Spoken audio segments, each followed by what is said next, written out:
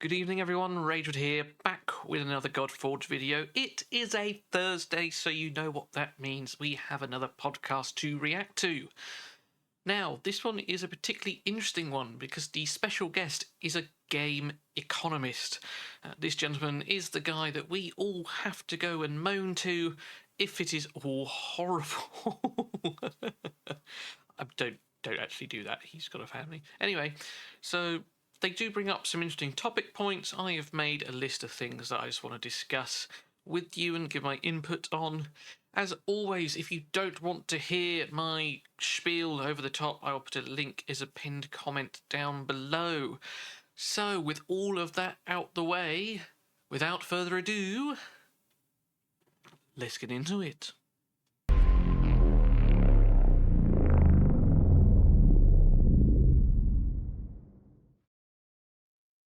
So I will leave it on mute as I normally do before I go and grab the headphones. So something I just wanted to talk about. So the Fateless team have launched their merch store, and there is a discount code you can use for your first order, which is Fateless10.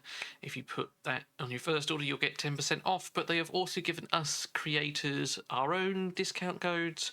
So mine is Ragewood10. I will put it somewhere up here and in the description down below. Now that is not just for your first order, that is for any order after your first. So yeah, use that.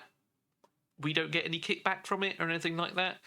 It's just for us to help you. So yeah, enjoy. Anyway, headphones, let's dive in. Had an idea about like why certain economies and gaming suck, in Paul's words, and so we're just going to talk about some of these pain points and some of the things that we're considering when designing an economy over here at Godforge. So Sham, I'll go ahead and let you kind of kick things off here while we get the discussion started. Well, I mean, it's a great place to start. The question is, do all these economies suck? Like, what is the problem with them? Well, because we've seen kind of two different directions happen here, and things fail or be successful.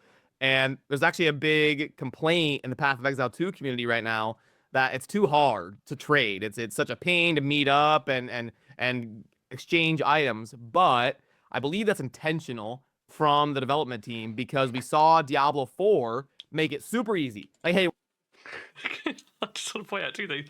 How casual and laid back Sham is there. Arms behind his head. He's just having a nice afternoon out. And Rob has a nice lamp. I'd like to know where he got that from. Maybe the range? we're just going to have an auction house in-game, list your item, it sells, boom, done. But what that created was, I was actually grinding 10 hours a day back then, and what that created was, you're better off spending $1 to acquire items than to play for 50 hours. Because it was just too easy. And then the economy gets flooded, and when you're leveling up, you're like, okay, I can spend $1 and kit out my character better than I could ever farm. But if you make it too hard, then it's a pain and people don't like it. So Robert, might be a good segue for you on kind of taking these things into consideration and how to find that proper balance point. I mean, trading is so dangerous, right? And your game economy, like you're moving resources around. Like, so when you design a game economy, people often talk about like, when they're designing a game, they want to give players a lot of freedom of choice and everything like that. When you're designing a game economy, you really don't want to do that, because it becomes really impossible to balance, right? Did they do this or that?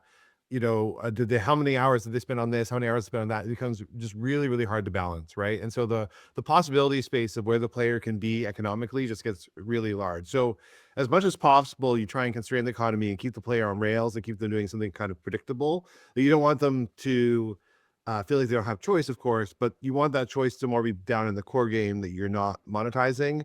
You want to keep them monetized, on more of a controlled path so you can balance it. When you do this trading into your economy, all bets are off, right? Like, what did they trade? That what's going back and forth, and now it's like all the players working together. Like that becomes your economic space, and it's just impossible to keep track of all that, as you never. Yeah, it reminds me actually. So when I was first got into World of Warcraft, or Diablo, I played Diablo 3 very briefly. what you would do is you would have high-level characters, especially in World of Warcraft, sort of run you through the dungeons so you didn't have to grind it, and then just give you the items, or a boosting, I think it was called. Or likewise, in the auction house, I had an account with tons and tons of money and gold and whatever, and my lower level character needs some stuff, right? I'll just buy it, sew it in the mail, boop, send it over to that guy. So, yeah, and trade it for like bread, something worthless. So, I get what they're saying there. Never know what's going to happen. So I would never do trading. One of my economies unless I absolutely had to, because I don't know of a game that's ever done that well. But I know like people have always tried to do it. And even in Godforge, like we want to build guilds and maybe have some kind of trading within the guilds, but it's going to have to be like tightly regulated if we're going to be able to do yes. that. So we have Rob dropping a leak there saying that they are, because this has been a massive talking point in amongst the community, right? And we've never had a confirmed answer. And by the way, this is not a confirmed answer, but it just shows that it is on their radar that they are looking to potentially bring some sort of in-guild trading. Now, that does run its own inherent risks with people clan hopping and things like that, but I would imagine they will bring in some sort of measurements or precautions, might be the better word, to prevent that from happening. So it might be something that is only accessible once you spent 6 to 8 weeks within the same guild continuously. And if you leave to join another guild, you then have to wait another 6 to 8 weeks, 2 to 4 months of being able to trade things. You could grind perhaps whatever you need in that time, so it will discourage that kind of behavior, perhaps. It's the Robin Hood mentality then when as soon as you introduce trading, it's like, okay, we have Robin this Hood opportunity mentality. to trade. How can we as the player base find a way to absolutely exploit it for our own favor? And that there are smart people out there that will spend the amount of times. And this is the problem that Diablo had pretty quickly with any marketplace they introduced. It was like they had to take it down because people were finding ways to exploit it. New World's actual game died because of so many exploits in gold, in trading. People were finding hacks and ways to basically exchange money, and it got out of control, and they couldn't do a hard reset, and their economy died, and that was a really big problem to their game because they were not testing it, and I think that's a principle with trading. And it is one of the most common questions we get, like in Discord and on YouTube and in our community, is are you guys going to have any trading? Because Robert, actually, I agree with you. In the genre that we're producing a game, no one's really pulled it off successfully. It's always been like ARPGs and stuff. So I guess if you were going to respond to the people that are always asking this question that's out there, is there a way we could do it in Godforge at all? Like could we allow one trade a month of champions within a clan? Is there anything we could do that we would Preface even this with this is a hypothetical. Yeah, hypothetical. Without leaking. Hypothetical. Okay, Simon is not here, so leaking is not allowed. I mean, yeah, I mean, I think it's Clash Royale in their clans. They let you trade heroes, but they do it on a very limited basis. Like I forget if it's once a day or once a week or whatever it is. But like they control the amount of trading, and then they control the size of the trading group, right? So it's not like I'm in, guild hopping between 10 guilds and trading stuff back and forth, right? They regulate all that kind of stuff. So there's definitely possible to do it in a controlled manner. In terms of what the ARPGs are doing, like that's a really interesting question. Like if I ever had to design a trading system, to your point, like that's where I'd go and look and see what they're doing. Whether or not they're successful or not, I'm not sure. I mean, obviously they're in those are features in the games, right? It's becoming a standard of the genre. But the impact of it, everything like that, I have to figure that out. That's not something I've looked at in depth. And really, the reason why when I prefaced the start of this that I said, why must all game economies suck, essentially, is a big question, because I don't think it's necessarily about trading or about these other things. That it's almost like there's an intent at sometimes to make the experience bad when it doesn't need to necessarily be bad. And this is like some of the deep conversations we've had in the team. It's like, every game has to have pain points. Otherwise, where's the challenge? Where's the fun when you achieve that higher moment of this boss that I've been fighting? I'm doing it now in the free-to-play series on HHK, and I'm trying to beat these spider dungeon bosses and the Doom Tower bosses, and it's highly frustrating. But when you achieve that success, you're like, great, this is awesome. So we need that, but that doesn't necessarily need to be paired with oh, I pressed a button and it's all gone. And how do I go anywhere else? And I feel like I've tried a lot of games in my time, sponsorships. I've yet to see in our genre a game that doesn't punitively like punish the player to an extreme extent where you're just like, why is this economy so bad? And Well, I feel like a lot of these I games, can they don't short do answer that. the question, I guess. Then the short answer is that they're like, we've put these things in so people will spend money. I mean, And this is it. that's the truth of it, right? I mean, I'm not saying that that what they should be doing, and they're probably putting people off, but that's why, obviously. Jump in. Yeah. Well, so so this is on my mind, but it's kind of relevant to what we're talking about. Like, I've been doing a lot of work. Surprise announcement. I have enjoyed the Raid free-to-play so much, I am going back to my main account. I'm going to have a video come out, I guess maybe early part of next week. Also just helps fills in the time between Godforge videos. On Godforge, looking at like the critical and the non-critical resources. You guys have all heard me talking about this in the meetings, right? So what is this all about, right? And what am I trying to do? So when you think about all the resources in the game, right, you can broadly classify them into two categories. You can classify them into critical resources and non-critical resources.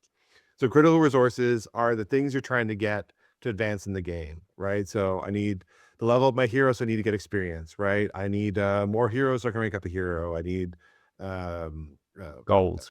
gold. Yeah, well, no, gold is a currency. That's a little bit different, actually. It's we're putting another thing, but it's these main things that we're moving out, and then non-critical resources are those things that solve the friction points that you're talking about, right? So when a player encounters one of these friction points, like that's desirable. You want them to counter friction points, like that's the consequence to failure or the consequence to something like that. But you want to provide them with a way to recover from that friction point. And non-critical resources are one of the ways that you can recover from those friction points.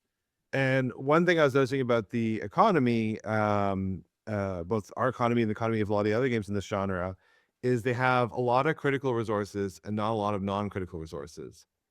And so if you have a lot of critical resources and then your goal is to sell those critical resources, that creates a bit of a problem for you, because every time you buy a critical resource, you're basically skipping ahead in the game, right? Like, you normally would take me whatever many hours to grind for this hero, but I can just buy, the hero and save all those hours, right? And so it's moving me towards the end of the game. And so what you end up having to do if you're giving away or selling a lot of critical resources is you have to make the game more grindy, right? And so that's the philosophy here is like, I'm grinding, but that grind is just feeding into another grind, that's just feeding into another grind, that's just feeding into another grind. And so it's allowing me it's allowing us to inject a lot of critical resources into the economy without the danger that the player's really going to finish the game too quickly, because they're getting critical resources. It's creating another Right. grind obligation. Let's just create another grind obligation, right? A lot of games instead will monetize more on the non-critical resources, right? So I encountered a problem. We can sell you something that will fix that problem. And like most of the time, like players will just accept the problem because that's part of the game. But sometimes they don't want to accept the problem, right? And then we can offer them a quick solution to it so they can get back in. And that's another monetization strategy, right?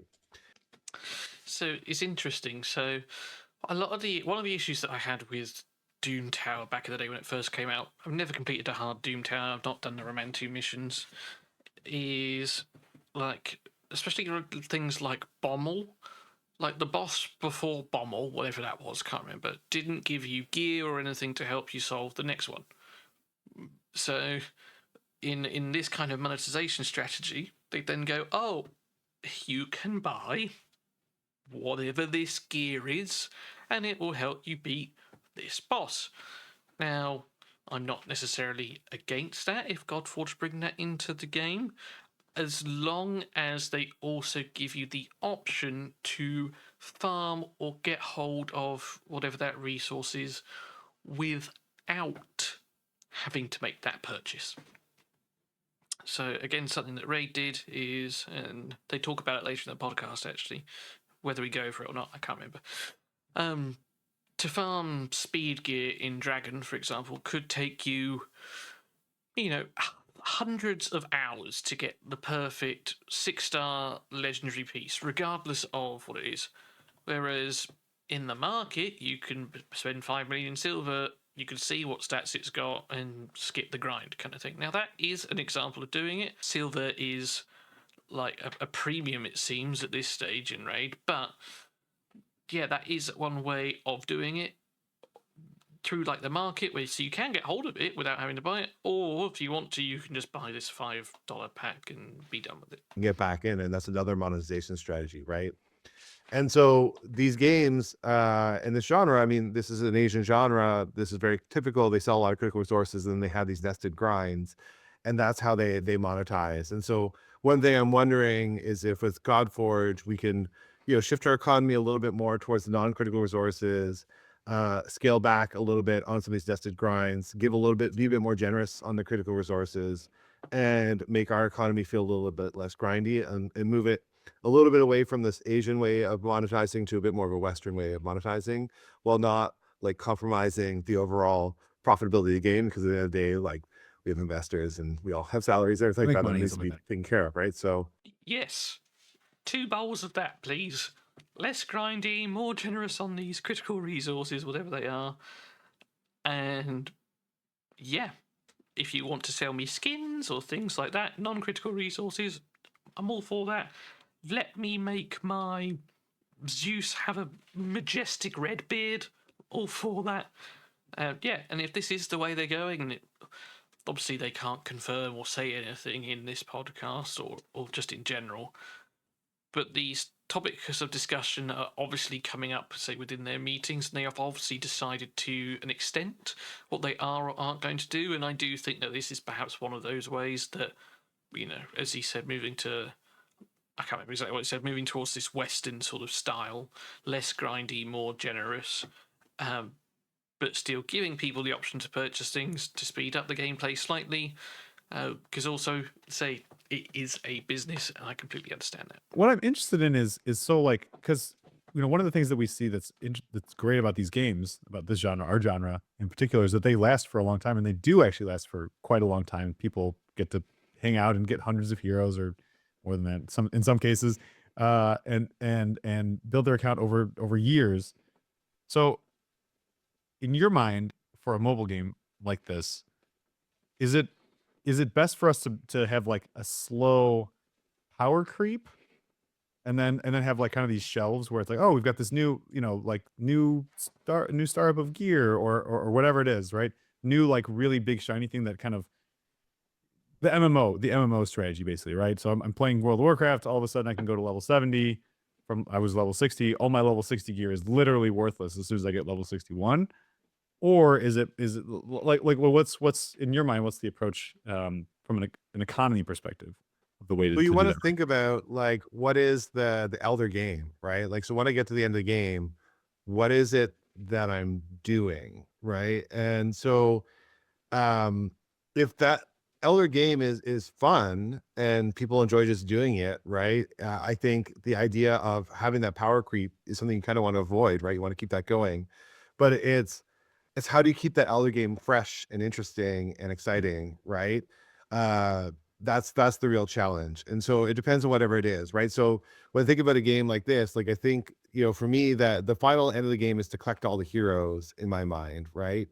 And so what I want to do is introduce new heroes all the time, but it's hard to do that without introducing power creep, and then that creates new problems that then have to go and solve, right? Yeah. So it's whatever that end game is what you want to kind of keep introducing, as long as you can keep that fun, right? And if people start to get bored with the end game, then you have to introduce a new end game on top of that then leverages whatever it is they were doing down there and somehow It becomes the refreshes problem that your experiences. characters are the solution to, and like not, Yeah.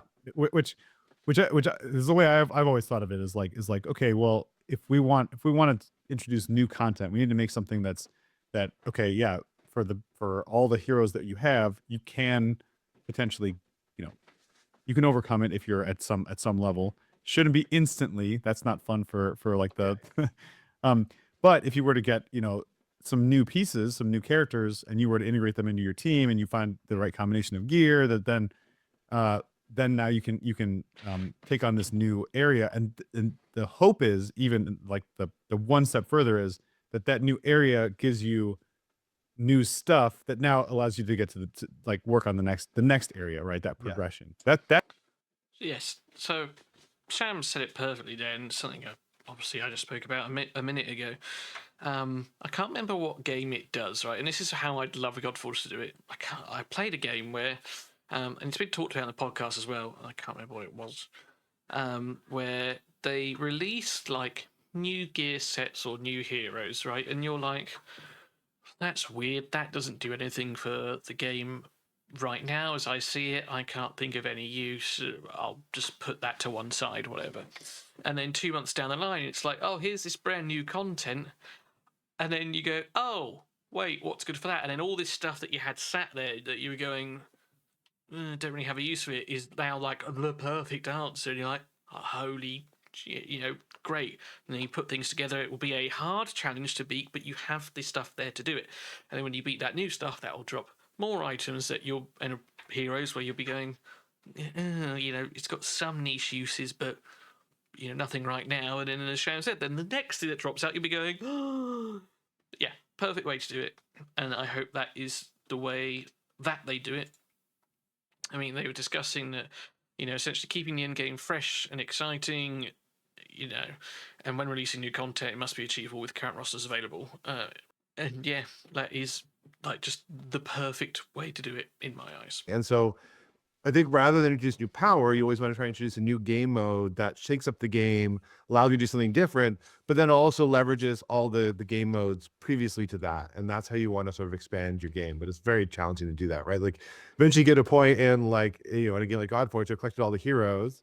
Okay, well, what can I do with all those heroes that's, interesting, that leverages like collecting more heroes, but it is interesting, right? It gets harder and harder as a designer to imagine what those new game modes could be. But So is that kind of your answer then, in a sense? Like, why do games economies kind of suck? It's because it's difficult.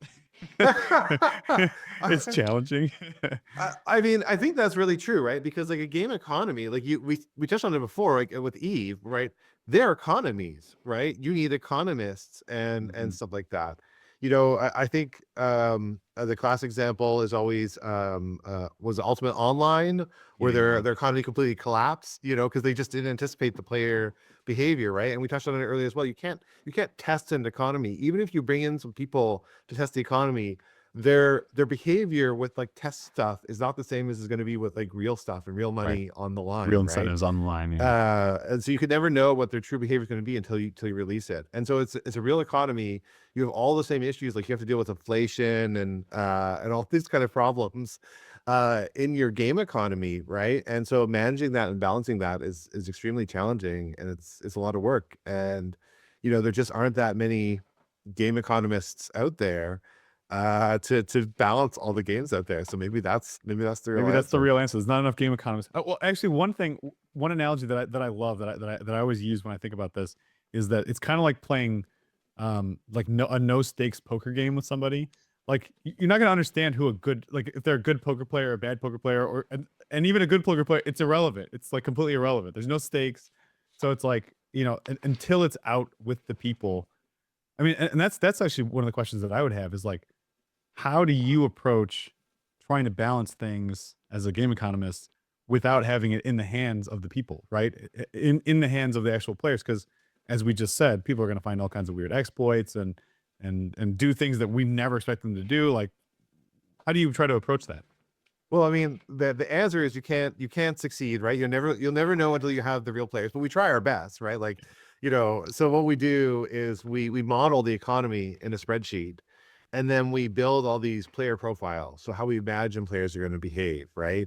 And if we have the data like from an existing game or through competitive research and stuff like that, that allows us to get better player models. But basically, we send those player models through that model, the economy model, and see what happens, right? And if we like what's happening with all our player models and our economy model, then we can feel confident that when we release the game, it's going to be good. But of course, when you release the game, you have no idea. Like those You player send it models to could be the wrong, your Kraken. economy model could be wrong, right? And or more likely, both will be wrong.